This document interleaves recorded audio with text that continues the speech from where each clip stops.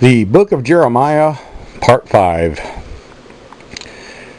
We are continuing with our Father, our Lord, pleading with the children of Israel, the children of Judah specifically now, but also to Israel, all 12 tribes, to return to Him, and also cursing them and telling them what He is going to send upon them if they do not return to Him.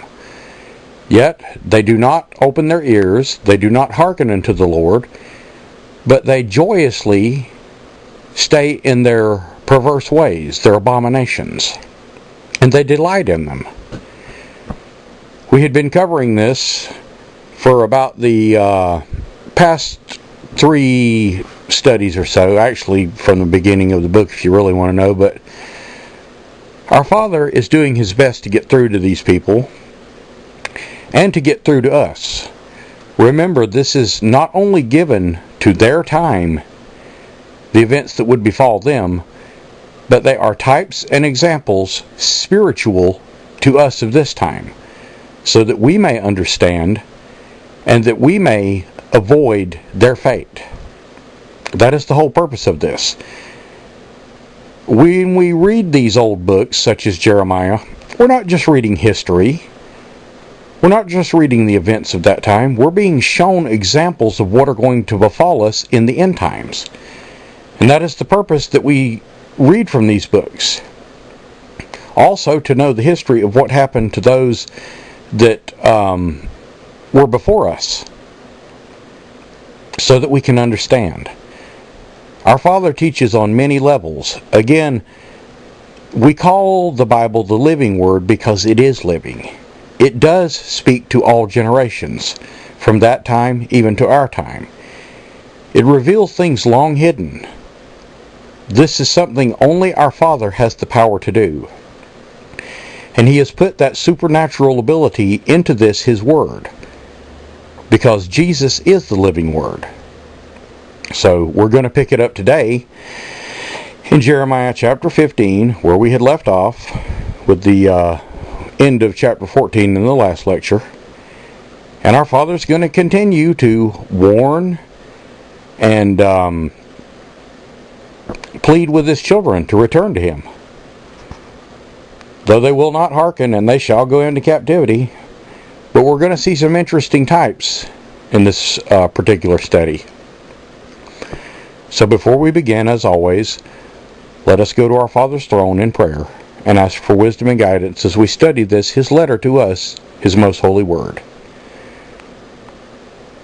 Heavenly Father, glorious King of the universe, God Almighty, omnipotent, a God alone in which there is no other God with you, we come before you this day, Father, and we ask you to reveal to us the truth from this, your most holy Word. We ask you to open our eyes and ears, and the eyes and ears of all who study with us, that all of us may receive edification, Father, from the study of your Word. We ask that you reveal things, Father, long hidden, through type and example, through prophecy, through literal, through historical value, so that we may learn the lessons of the past and not repeat their mistakes. We ask that your hands always be upon this study, Father. And we ask that you be our light, that you shine the light in the path and remove the stumbling blocks before us, Father, that cause these that came before us to so easily stumble and fall. And we ask these things faithfully, nothing wavering, Father, in the name of our Lord and Savior, Jesus Christ, Yahushua the Messiah. Amen. So, Jeremiah chapter 15 and verse 1. Then said the Lord unto me, Though Moses and Samuel stood before me, yet my mind could not be toward this people. Cast them out of my sight and let them go forth. In other words, let them go into captivity. They won't listen to me. Verse 2. And it shall come to pass, if they say unto thee, Whither shall we go forth? Then thou shalt say it to them, Thus saith the Lord, Such as are for death, to death, such as are for the sword, to sword, such as are for the famine, to famine, and such as are for captivity, or to the captivity. So you've got 4 types here that they're to be sent to. These are symbolic, you could say, of the 4 hidden dynasties of the end times. In other words, some are going to be delivered to the sword. Some will fall by the sword, literally, in this time. Some will be in famine. In other words, they'll be starving to death for God's word. Some will be delivered to death. And of course, again, who is death? Hebrews chapter 2, verse 14, who has the power of death? Satan. And such is for captivity to captivity. In other words, to be taken into bondage. And many shall be taken into the bondage of this Antichrist because of the famine. They shall be delivered to death, and they shall be delivered to the sword. And again, you've got all 4 of these types as a historical literal and as a spiritual meaning to those of us of this time in prophecy. Because many will fall by the sword in that time, many will fall by the famine, many will be taken into captivity, and many will be delivered unto death. Verse 3. I will appoint over them 4 kinds. The sword to slay, the dogs to tear, the fowls of heaven, and the beasts of the earth to devour and destroy. Now, in this, you've got a very interesting set of connotations here, metaphoric terms. You've got dogs to tear, which is symbolic of the Gentile, and it's not meaning any disrespect to any people. It's simply a term that was used. It was a term even used by a woman when she spoke to Christ concerning the feeding of the children. He said, let the children be fed first. And then the woman said, yes, but do the dogs not eat of the scraps that fall to the floor under the table? So we know that's what is being referred to. And we've got the sword to slay. Again, both literal and prophetical. What is the sword of the Lord? It is Revelation 1:16. And I know probably you get tired of hearing me say that same verse over and over and over again, but that is what the sword is. It's also a literal sword in this time, made of metal, which cuts. And then you've got the fowls of heaven, which is symbolic of the fowls of the air. Who is the king of the air? And the fowls of heaven are those that will come down with Satan and receive power with him for 1 hour. In other words, the Nephilim will return. They're also symbolic of the Kenites, with the word fowls being used here if you go to the parable of the sower. Because the fowls came down and swallowed up the seed before it could even have a chance to grow.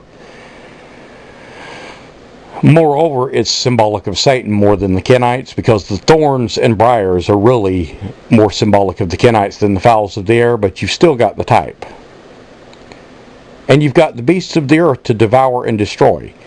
And of course, there are beast systems mentioned in the book of Revelation and in the book of Daniel, which come forth to devour and destroy.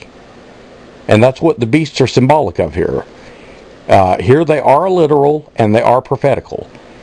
When you get to the book of Daniel, you're going to read of several beast systems, and when you get to the book of Revelation, you're going to read of a beast system that rises from the sea, but you're also going to read of a previous beast system which occurred in the world age that was. So, verse 4. And I will cause them to be removed into all kingdoms of the earth.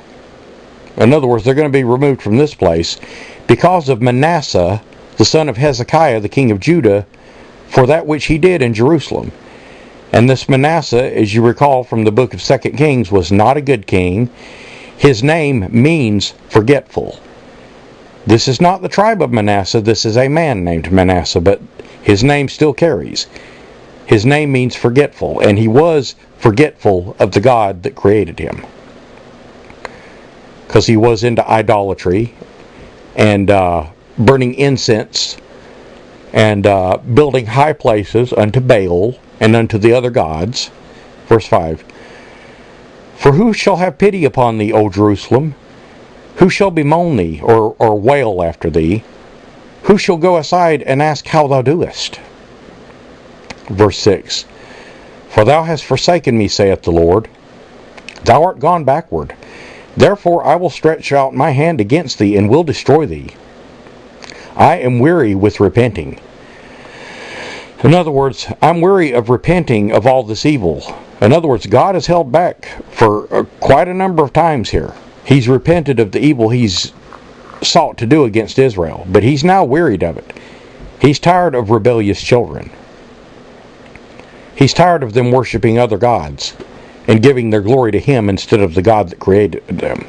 Not him, but to those false gods that were made with men's hands. Verse 7. And I will fan them off with a fan in the gates of the land. You can think of this as a winnowing fan that blows off the chaff from the wheat. I will bereave them of children. In other words, their children shall be taken from them. I will destroy my people, since they return not from their ways. In other words, they're not returning to me. They're not hearkening unto me. So I'm going to destroy them off the land. Verse 8. Their widows are increased to me above the sand of the seas. That's quite a lot of people. I have brought upon them against the mother of the young men the spoiler at noonday. And of course the spoiler, symbolic of the king of Babylon of this time, which we're in here currently, and the symbolic of the spoiler of the end time, the Antichrist, Satan. I have caused him to fall upon it suddenly, and terrors upon the city. And when Satan arrives, he will arrive suddenly. He will come down here just as you expect Christ to return. In other words, boom, he's here.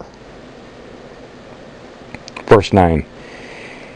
She that hath borne 7 languisheth. She hath given up the ghost. Her son is gone down while it was yet day. In other words, she died before it was her time. She hath been ashamed and confounded.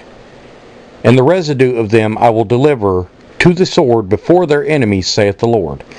And again, remember, both historical and spiritual, prophetical even to us, ahead of us in time. In other words, our future. Verse 10. Woe is me, my mother, thou hast borne me a man of strife. In other words, of argument, of fight. And a man of contention to the whole earth. I have neither lent on usury, nor men have lent to me on usury, yet every one of them doth curse me. Verse 11.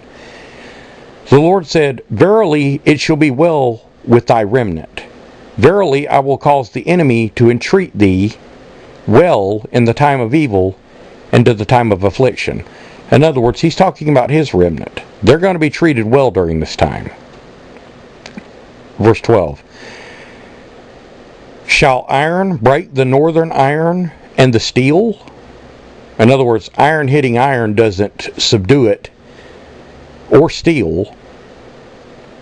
Iron hitting something else of lesser substance it might break, but iron hitting iron is not going to be broken or subdue. Verse 13. Thy substance and thy treasures will I give to the spoil without price.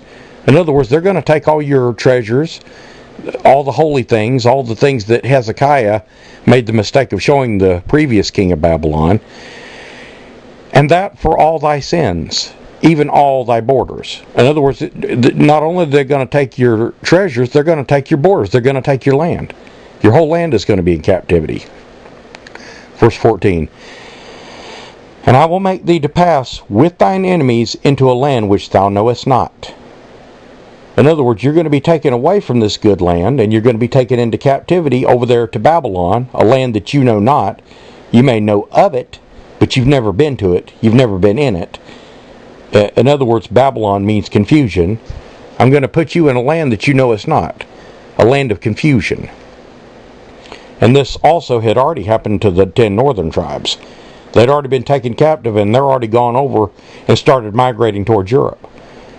For a fire is kindled in my anger, which shall burn upon you. Can that be said any clearer? Verse 15. O Lord, thou knowest, remember me and visit me. Revenge me of my persecutors. Take me not away in thy long suffering. Know that for thy sake I have suffered rebuke. Verse 16. Thy words were found, and I did eat them. In other words, I partook of your word. And thy word was unto me joy and rejoicing of my heart. And I am called by thy name, O Lord God of hosts. Verse 17. I sat not in the assembly of mockers, nor rejoiced. In other words, I wasn't party with them that mocked you, and I didn't rejoice in their mockings of you. I sat alone because of thy hand. In other words, I was separated. For thou hast filled me with indignation. In other words, righteous indignation. In other words, Jeremiah sees what's going on here, and he's filled with indignation against this people. Verse 18. Why is my pain perpetual, and my wound incurable, that it refuseth to be healed? Wilt thou altogether unto me Will thou be altogether unto me as a liar, and as waters that fail? Verse 19. Therefore thus saith the Lord, here's your qualifier, if thou return, then I will bring thee again, and thou shalt stand before me. If thou take forth the precious from the vile, thou shalt be as my mouth. Let them return unto thee, but return now not unto them. In other words, any who will listen to you and listen to the words that I have put in your mouth will be redeemed. The precious from the vile, the truth from the lie, the light from the dark, you might say. Verse 20. And I will make thee unto this people a fenced brazen wall, and they shall fight against thee, but they shall not prevail against thee. For I am with thee to save thee and to deliver thee, saith the Lord. Verse 21. I will deliver thee out of the hand of the wicked, and I will redeem thee out of the hand of the terrible. And Jeremiah here is your type of God's election. They are delivered because they know the truth, because they have eaten of God's word and are filled. They're not delivered because they fly away and run and hide. They're delivered because they know the truth. As Jesus would say, Lo, I have foretold you all things. In other words, I told you ahead of time. And as God has said, I got up early, rising up early, and sent you prophets. And I have pleaded with you. In other words, God foretold us. Jeremiah chapter 16 and verse 1. The word of the Lord came also unto me, saying, verse 2, Thou shalt not take thee a wife, neither shalt thou have sons or daughters in this place. Verse 3. For thus saith the Lord concerning the sons, and concerning the daughters that are born in this place, and concerning their mothers that bear them, and concerning their fathers that begat them in this land. Verse 4. They shall die of grievous deaths. They shall not be lamented, which is to say mourned for. Neither shall they be buried, but they shall be as dung upon the face of the earth. In other words, they're going to rot right on the top of the land. And they shall be consumed by the sword, by the famine, and by the carcasses shall the meat of the fowls of heaven and the beasts of the earth. In other words, those four things that God promised. Again, spiritual and literal. Verse 5.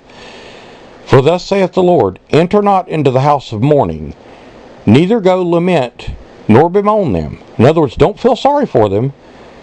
For I have taken away my peace from this people, saith the Lord, even loving kindness and mercies. In other words, they brought this upon themselves, Jeremiah. So don't bemoan them, don't wail for them. They're getting what they deserve. Verse 6. Both great and small shall die in this land. They shall not be buried, neither shall men lament for them, nor cut themselves, nor make themselves bald for them. And cutting and making bald was a heathen ritual that people did in lamentation. In other words, when a loved one died, they would cut themselves and shave themselves bald. Verse 7. Neither shall men tear themselves for them in mourning, to comfort them for the dead. Neither shall men give them the cup of consolation to drink for their father or their mother. In other words, they're not going to be comforted at all. Verse 8. Thou shalt not also go into the house of feasting to sit with them that eat and drink. In other words, they're feasting all right, but it's not the marriage supper of the Lamb that they're feasting to. Verse 9. For thus saith the Lord of hosts, the God of Israel, Behold, I will cause to cease out of this place in your eyes. In other words, you're going to see it. And in your days, in other words, in the days of your life, the voice of myrrh, and the voice of gladness, and the voice of the bridegroom, and the voice of the bride. And again, the bridegroom symbolic of Christ, and the voice of the bride symbolic of the election or remnant. They're going to be silenced because no one listens to them, quite frankly. But in the literal sense, there's not going to be any happiness, there's not going to be any marriages, and there's not going to be any children, as we read earlier. For the children that are born are going to be killed. Verse 10. And it shall come to pass, when thou shalt show this people all these words, that they shall say unto thee, Wherefore hath the Lord pronounced all this great evil against us? In other words, why has the Lord pronounced all this great evil against us? Or, what is our iniquity? What did we do wrong? Whatever did we do? Or, what is our sin that we have committed against the Lord our God? In other words, how have we sinned? I mean, just because we've forgotten Him and don't do His commandments and worship these false idols, He's mad about that? Gee. Verse 11. Then thou shalt say unto them, Because your fathers have forsaken me, saith the Lord, and ye have walked after other gods, again, lowercase g on the gods, and have served them, and have worshipped them, and have forsaken me, and have not kept my law. Verse 12. And ye have done worse than your fathers, for behold, ye walk every one after the imagination of his evil heart, that they may not hearken unto me. In other words, you're walking after your own set of statutes and ordinances and laws. You could say even church doctrines. You're not listening to me. Verse 13. Therefore will I cast you out of this land into the land that ye know not, neither ye nor your fathers. And ye shall serve other gods day and night, where I will not show you favor. In other words, you're going to serve the gods of Babylon. And in the bigger sense, you're going to serve the false Christ day and night. I'm not going to show you favor. I'm going to allow you to be deceived. Verse 14. Therefore, behold, the days come, saith the Lord, that it shall no more be said, The Lord liveth, that brought up the children of Israel out of the land of Egypt. Verse 15. But the Lord liveth, that brought up the children of Israel from the land of the north, and from all the lands whither he hath driven them. And I will bring them again to their land that I gave unto their fathers. And that doesn't happen, my friends, until the return of Christ. That's why he said, Behold, the days come. Just like when Jesus said, Behold, the days come. He was talking about these days, the end times, and the days of the millennium, when after the return of Christ. That's when Israel and Judah shall be gathered and come out of the northland and live again in the land of Israel. And I know that there are some that have built the state of Israel again, but when we get to the 24th chapter of this Jeremiah and the 35th chapter, you're going to see a basket of good figs and bad figs. In other words, a basket of false Jews and real Jews, which have made this land of modern Israel. So this is not what we're talking about in this subject. Verse 16. Behold, I will send for many fishers, saith the Lord, and they shall fish them. And after will I send for the many hunters, And they shall hunt them on every mountain, and every hill, and out of the holes of the rocks. Verse 17. For my eyes are upon all their ways, and they are not hid from my face, neither is their iniquity hid from my eyes. Verse 18. And first I will recompense their iniquity and their sin double, because they have defiled my land, and have filled mine inheritance with carcasses of detestable and abominable things. In other words, they filled God's inheritance, Israel, with abominable things. In other words, false religions, false gods, false doctrines, doctrines of men, traditions of men, not obeying the laws. Sin beyond compare. Verse 19. O Lord, my strength, and my fortress, and my refuge, in the day of affliction, the Gentiles shall come unto thee from the ends of the earth, and shall say, Surely our fathers, plural, have inherited lies, vanity, and things whereas there is no profit, or where there is no profit. In other words, this is what the Gentiles are going to say. Verse 20. Shall a man make gods, again lowercase g, unto himself, and they are no gods? Verse 21. Therefore, behold, I will this once cause them to know. I will cause them to know my hand and my might, and they shall know that my name is the Lord. In other words, that's what the purpose of all this is. That's what it's being done for. God is going to correct his children. Jeremiah chapter 17 and verse 1.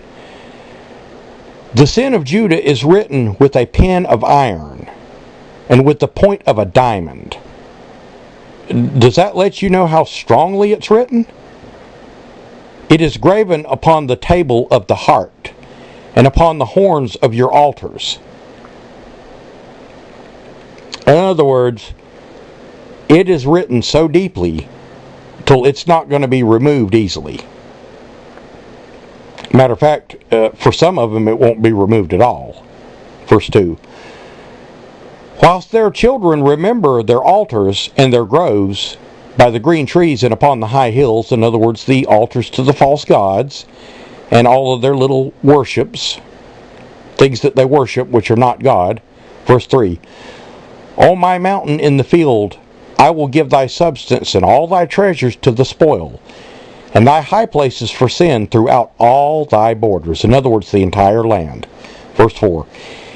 And thou, even thyself, shalt discontinue from thine heritage that I gave thee, and I will cause thee to serve thine enemies in the land which thou knowest not. For ye have kindled a fire in my anger, which shall burn forever. In other words, God is overwhelmingly angry about this, and the land, of course, being spoken of is Babylon, and Babylon, of course, means confusion. Confusion of what? Confusion of who their father is. Confusion of which God is the God to worship. Even concerning the Antichrist, there will be confusion, as there is now, with people teaching all of these doctrines that are going to lead people right to the feet of the Antichrist. Even those that don't teach doctrines, those that teach atheism, what do you suppose will happen to them when Antichrist appears here, claiming to be Christ, and being a beautiful, bright archangel of wonderful countenance? What do you think they're going to do? They're going to fall and worship him. It's going to be a double whammy for them. They're going to be converted so fast, it'll scare you, only they're going to be converted to the wrong Christ. Verse 5. Thus saith the Lord, Cursed be the man that trusteth in man, and maketh flesh his arm. In other words, who puts his faith in the flesh, whose heart departeth from the Lord. In other words, puts flesh over the Lord, serves the creature more than the Creator. Verse 6. For he shall be like the heath in the desert, and shall not see good, or shall not see when good cometh, but shall inhabit parched places in the wilderness, in a salt land not inhabited. In other words, he's not going to see good when it comes. In other words, when Christ comes, the ones that have been worshiping the false Christ, they're not even going to know that he's coming, first of all, because they're going to think that he's already here. And when he does come, they're going to wake up and they're going to find out that they're in parched land, in wilderness, in salt land that is not inhabited. In other words, in desolation. Which is why they pray for the mountains to fall on them, and there's wailing and gnashing of teeth. Verse 7. Blessed is the man that trusteth in the Lord, whose hope the Lord is. Verse 8. For he shall be as a tree planted by waters. In other words, a tree planted by waters grows big and strong, and that spreadeth her roots out by the river, and shall not see when heat cometh. But her leaf shall be green, and shall not be careful in the years of drought. Neither shall she cease from yielding fruit, or neither shall cease from yielding fruit. And this is likened to God's election, and even Christ, if you want to take it to that extent. Because the tree of life is planted by living waters. It is the living water. But also, the election are planted by the river.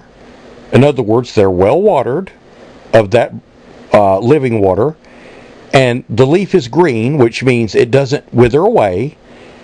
And they shall not have to worry about the years of drought. Why? Because they know the truth. And they shall not cease from yielding fruit. In other words, they're going to keep on teaching the truth and yielding fruit for God, despite who hates them. Verse 9. The heart, or you could say the mind, is deceitful above all things, and desperately wicked, and who can know it? Well, God can. Man cannot. You can't know what's in the heart of another man. You can guess. Verse 10. I, the Lord, searcheth the heart. I try the reins, and give every man according to his ways and according to the fruit of his doings. In other words, it's God who rewards good for good and evil for evil. Verse 11. As a partridge sitteth on eggs, and hatcheth them not, so is he that getteth riches, but not by right. In other words, not by righteous means. In other words, there's no sin in being rich if you're blessed by God. But if you get riches by other means, filthy lucre in other words, then you're going about it the wrong way, and it's not going to profit you. Oh, it may profit you here in the flesh for a time, but how long is this flesh compared to eternity? Shall leave them in the midst of his days. Yep, that's right. And not by right. Shall leave them in the midst of his days, and at his end shall be a fool. In other words, what I just explained. In other words, you may have wonderful things here in this flesh life, but that's your consolation. That's what you get out of it. If you live by filthy means and take money by ways that are contrary to God, in other words, you don't earn your money. And when I say earn it, I mean earn it righteously. Not as one who earns it defending a murderer and getting a murderer off. If you take my meaning. In the midst of his days, at his end, he shall be a fool. And he's going to be worthless to God. Verse 12. A glorious and high throne from the beginning, and a place is the place of our sanctuary. In other words, the throne that God planted is our sanctuary. The flesh is not our sanctuary. The flesh is what we dwell in, and the flesh is bound to sin. Verse 13. O Lord, the hope of Israel, all that forsake thee shall be ashamed. All they that depart from thee shall be written in the earth. In other words, in the flesh.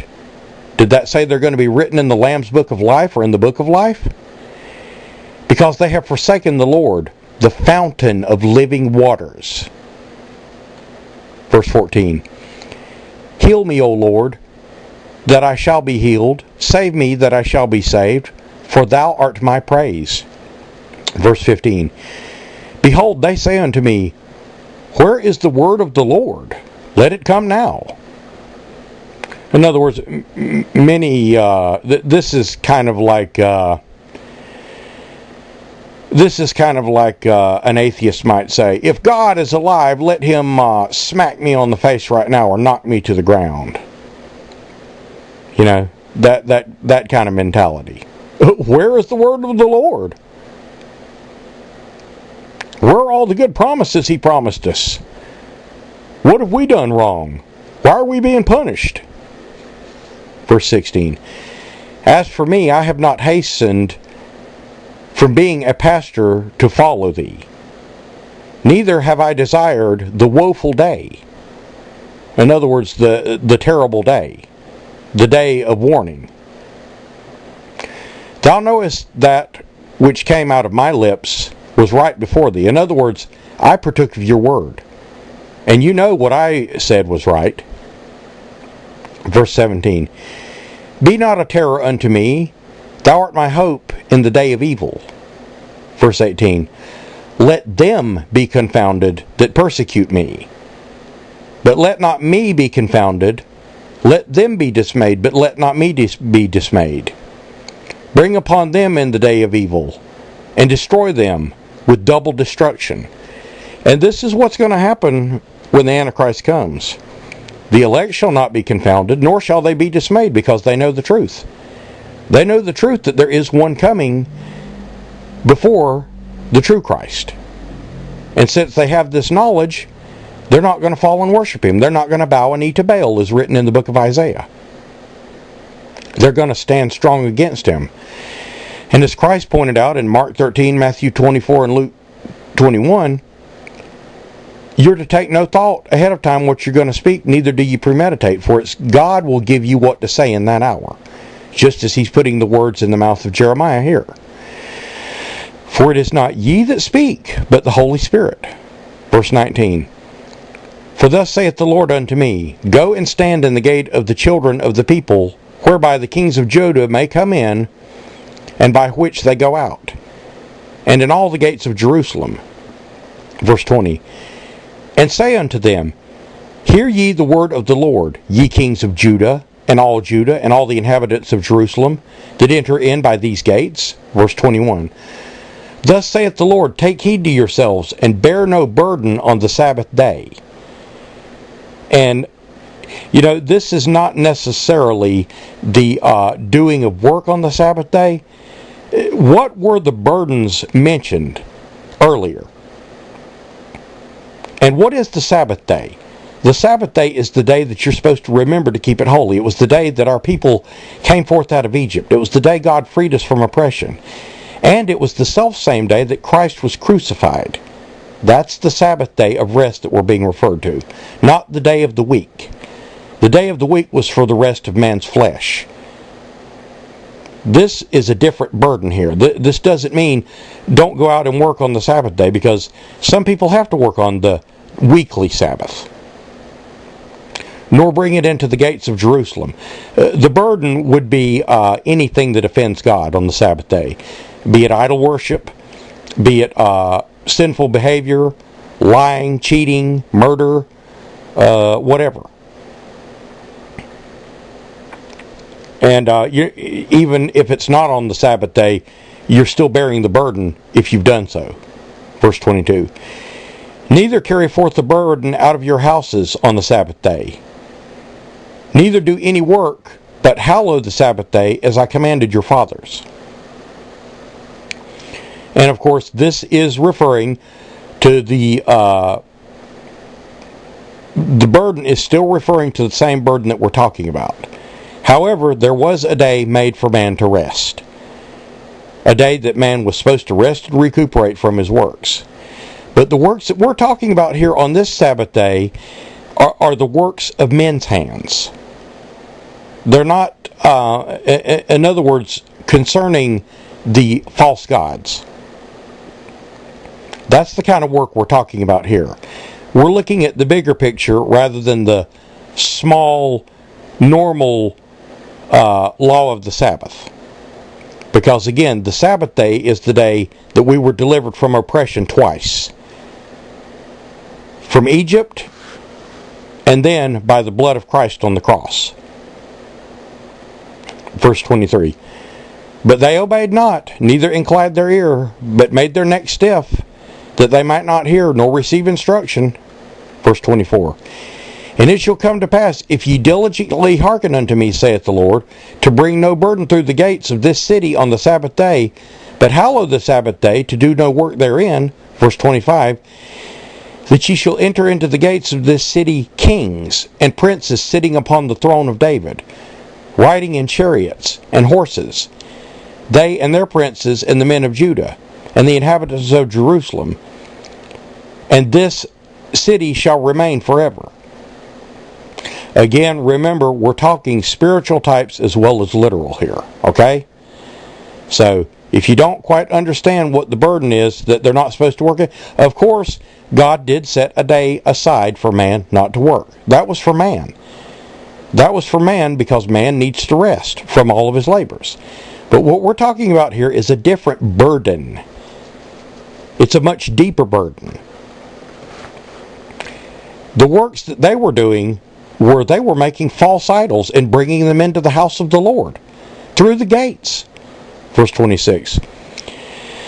And they shall come from the cities of Judah, and from the places about Jerusalem, and from the land of Benjamin, and from the plain, and from the mountains, and from the south, and bring burnt offerings and sacrifices and meat offerings and incense, and bringing sacrifices of praise unto the house of the Lord.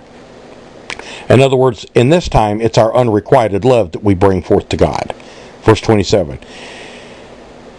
But if you will not hearken unto me to hallow, that means to keep holy the Sabbath day, and to not bear a burden, and again, this is that deeper burden, even entering the gates of Jerusalem on the Sabbath day, then I will kindle a fire in the gates thereof, and it shall devour the places of Jerusalem, and it shall not be quenched. In other words, working on the Sabbath day, as far as doing work, it does not anger God so much as the burdens that man is bringing on the Sabbath day to pollute it. And like I explained to one young lady that wrote me not too long ago, what if on the Sabbath day there was a car accident while you were going to celebrate it or whatever, and no ambulance came because nobody worked on the Sabbath day, or no doctor was at the hospital because nobody works on the Sabbath day, or you couldn't get any treatment at all because it was the Sabbath day? You know, God is not ignorant. He understands these things. So we're not talking about literal work on the Sabbath here. We're talking about burdens in the works of men's hands, things that offend God. Jeremiah chapter 18 and verse 1. The word which came to Jeremiah from the Lord, saying, verse 2, Arise and go down to the potter's house. There I will cause thee to hear my words. Verse 3. Then I went down to the potter's house, and behold, wrought a work on the wheels. In other words, he made a vessel. Made a clay pot. Verse 4. And the vessel that he made of clay was marred with the hand of the potter, so that he made it again another vessel. And it seemed good to the potter to make it. Verse 5. Then the word of the Lord came unto me, saying, and again you're going to get a spiritual type from this, so get your spiritual thinking cap on. Verse 6. O house of Israel, can I not do with you as this potter, saith the Lord? Behold, as the clay is in the potter's hand, so are ye in my hand, O house of Israel. And again, we're talking to all 12 tribes here. Verse 7. At what instant shall I speak concerning a nation, and concerning a kingdom, to pluck up and to pull down and to destroy it? Verse 8. If that nation against whom I have pronounced turn from their evil, I will repent of the evil that I thought to do unto them. In other words, we've got a very forgiving Father. That's why He brought Jesus into the world as our intercessor, so that we could have forgiveness simply by the asking and by believing upon Him. Verse 9. At what instant shall I speak concerning a nation and a kingdom to build and to plant it? Or concerning a kingdom to build and to plant it. Verse 10. If it do evil in my sight, now this is the reverse, and obey not my voice, then I will repent of the good wherewith I said I will benefit them. Verse 11. Now therefore go and speak to the men of Judah and to the inhabitants of Jerusalem, saying, Thus saith the Lord, Behold, I frame, or I intend evil against you. I plan evil against you, and devise a device against you, Return now everyone from his evil way, and make your ways and your doings good. In other words, have a change of heart. Turn back towards me. Verse 12. And they said, there is no hope, but we will walk after our own devices, in our own way. And we will everyone do the imagination of his evil heart. In other words, we're not going to listen to God. Verse 13. Therefore, thus saith the Lord, ask ye now among the heathen, who hath heard such things? The virgin of Israel hath done a very horrible thing. In other words, she's not remained a virgin. Verse 14. Will a man leave the snow of Lebanon, which cometh from the rock of the field? Or shall the cold flowing waters that cometh from another place be forsaken? Verse 15. Because my people hath forgotten me, and have burned incense of vanity, and have caused them to stumble in their ways from the ancient paths, to walk in paths in a way not cast up. In other words, not in God's ways. Verse 16. To make their land desolate, and a perpetual hissing. Everyone that passeth by shall be astonished and wag his head. In other words, that's to shake your head, is to say, my, oh my. Or, Lord have mercy. Verse 17. I will scatter them as an east wind before the enemy. I will show them the back, and not the face. In other words, I'll turn my back to them in the day of their calamity. Verse 18. Then said they, come, let us devise devices against Jeremiah. For the law shall not perish from the priest, nor the counsel from the wise, nor the word from the prophet. Come, let us smite him with his tongue. You really don't want to smite a man of God whose tongue speaks the word of the Lord. And let us not give heed to any of his words. Verse 19. Give heed to me, O Lord, and hearken to the voice of them that contend with me. In other words, these that are talking against me and intend to kill me. You can pretty much figure out what breed these are, for they did the same thing to Jesus Christ about 450 years later, or roundabout.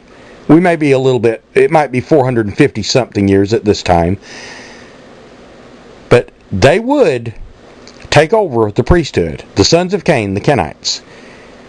And when Jesus stood before them, they were the holy men, the teachers, the scholars, the scribes, the Pharisees, the Sadducees. They were the learned of God's word, only they didn't know a thing about it. Christ would tell them of their hypocrisy many, many times. And he would tell them that they interpreted the law differently than the way God interpreted it. In other words, at one point they got mad at him and his disciples for eating with unwashed hands. Only this is not the kind of washing you do to wash your hands to cleanse them to eat food. That's sanitary. And most anyone should know that. And people in this time knew that. But this was a ceremonial washing, where you turned 3 times to the left and 3 times to the right, and you tossed a little bit of water over your shoulder and washed your hands, and it was a ritual. And then they came to Christ and said, why do your disciples eateth with unwashed hands, and keep not to the traditions of the fathers? In other words, did the scribe say to the traditions of God? To the law of Moses? No. To the traditions of the elders, the fathers. Verse 20. Shall evil be recompensed for good? For they have digged a pit for my soul. Remember that I stood before thee to speak good before them, and to turn away wrath from them. In other words, I went to them for their benefit, and now they seek to kill me. Gee, does that sound familiar? Sounds like something that's going to happen in about 450 something years to our Lord and Savior. Verse 21. Therefore deliver up their children to the famine, and pour out their blood by the force of the sword. And let their wives be bereaved of their children, and be widows, and let their men be put to death, and let their young men be slain by the sword in battle. And this would come to pass literally, but it's also prophetical. Again, the sword of the Lord. Verse 22. Let a cry be heard from their houses. When thou shalt bring a troop suddenly upon them, for they have digged a pit to take me, and hid snares or traps for my feet. In other words, they think to lay a trap for Jeremiah in the same way that the scribes and Pharisees thought to trip Jesus up in his own words or get him to say something against Caesar or to find anything that they could use against him, but they couldn't. And when they found they couldn't, then they hired false witnesses to bear false witness against him. Verse 23. Yet thou, Lord, yet, Lord, thou knowest all their counsel against me to slay me. Forgive not their iniquity, neither blot out their sin from thy sight, but let them be overthrown before thee. Deal thus with them in the time of thine anger. And God would deal with them in the time of his anger. And he will deal with them yet in the time of his anger. For they are still in power. The Kenites are very much still in power. They own all the sources of information, magazines, radio, television, movies, the internet, plenty of internet sites. They love to make devices to keep man busy so that he's too busy to study God's Word. They are all about confusion, and they are all about setting snares for those who teach the truth, or those who dare to speak boldly against what they're doing in communizing, socializing this nation, which is only a step away from communism, and taking our rights away from us, and trying to move God from our hearing and from our sight. Well, I see we're about to the end here, so I think we'll stop here for today for this particular study, but I hope that you're catching these types and examples as they're being put forth. Our Father is speaking to you from His Word. Things of the future, even in the times from the past, so that you can see these things. And you know, it really saddens me, like I alluded to in the last lecture. I listened to a man the other night on television, and he started off saying, I want to let you know that there is not going to be a rapture. And I thought, oh boy, oh boy, oh boy, somebody who's actually teaching the truth for once. But then he lingered on and he said, but I also want you to know that Christ is not coming back. And I thought, what? Well, the Bible says he's coming back. Matter of fact, it says he's going to reign for 1,000 years here on the earth. How do you figure he's not coming back? And then this man went into this long spiel about how man had misunderstood the Scripture, and that the days that Christ returned were when he returned from death. And he did return and spent 40 days with his disciples before he returned to heaven. But he also said that he would return again. And this man could not seem to get that. He confused the times because he was of English-only understanding. He could not grasp the message of what was actually being discussed in Mark 13, Matthew 24, and Luke 21. He confused the times and seasons. And many people do this. And many people teach such things, or worse. Those that teach the rapture, and this is why I'm so against the pre-tribulation rapture doctrine. I realize that there are many Christians out there that love the Lord with all their heart and all their souls, and they live good lives, and they try to be upstanding people. Yet they attend churches that teach that they're going to fly away before the Antichrist comes. And they believe what they're told rather than reading our Father's Word, because our Father's Word clarifies for us in just about every book in some fashion, form, type, example, prophecy, or literal, that there is one coming before Christ who shall claim to be Christ. And because these people are teaching the pre-tribulation rapture doctrine, they're going to fall and worship the first being that sets foot on this earth, claiming to be Christ, thinking they're going to be flown away. And they're not even going to take the time to notice when this is happening, that when it's written that when Christ returns, flesh and blood cannot enter the kingdom of heaven. It can't inherit the kingdom of heaven. In other words, that is a spiritual realm. and flesh cannot enter into it. So when Christ sets foot on this earth and brings heaven with him, that realm comes here, and we leave these flesh bodies instantly in the twinkling of an eye, as Paul said. And we join back together with those who have, which are asleep. In other words, those who have already passed on. And these people will not even think about this for 5 months, while they're still in the flesh and this false Christ is here. That should let them know right there. When Christ returns, you're no longer in the flesh. The moment that Christ's toe touches the earth, you're no longer in the flesh. Yet when the Antichrist is here, for his time, for his hour, in other words, the 5-month period, which originally was the 3.5-year period, which has been trimmed down for God's elect's sake, to a 5-month period written of in the book of Revelation, that whole time, man will still be in his flesh body. And I'm quite sure that Satan will have some excuse for that, but he's going to be so convincing that people aren't going to question it. Like, oh, we're not going to leave yet. We're going to gather as many as we can before that day, because I am your Lord and I love you and I don't want to leave anybody behind.